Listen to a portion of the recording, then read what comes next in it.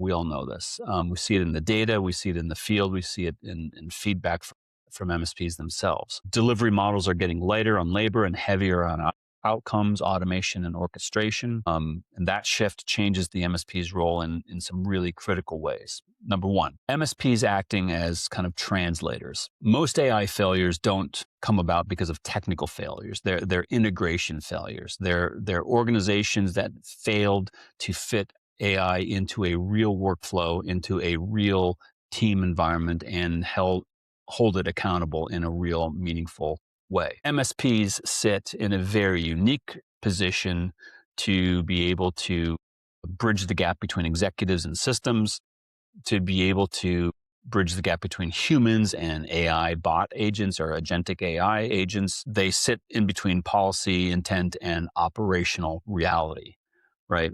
So they play this very critical bridge, this gap filling bridge between critical elements that previously have been disjointed and with AI are becoming even more separate. That, I think, is a very critical role. The MSP as a translator, as a gap bridge. Number two, MSPs as kind of shock absorbers to the system of organizations that are dealing with this massive amount of disruptive change.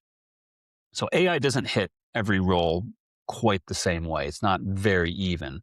You have some that accelerate, some that destabilize, some that disappear. I'm talking about jobs. But MSPs provide kind of a business elasticity that really cannot be found in any other profession anywhere on the planet today. MSPs let organizations scale capability without really any immediate disruption, which is to say that they absorb volatility during a transition period.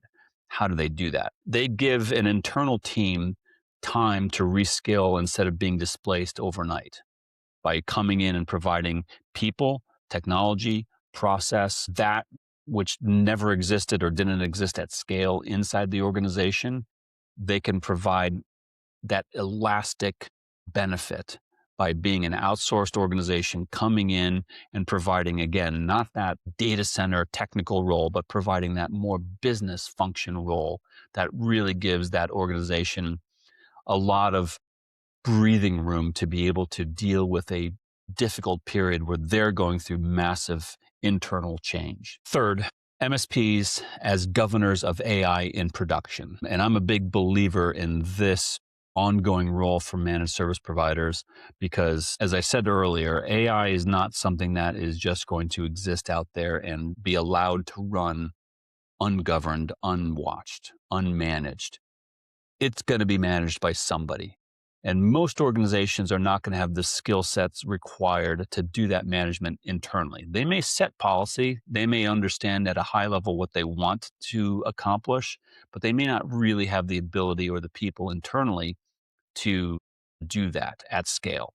And so enter the MSP, and you have a great example of MSPs capable of acting in a almost governance role over AI technology inside their client organization.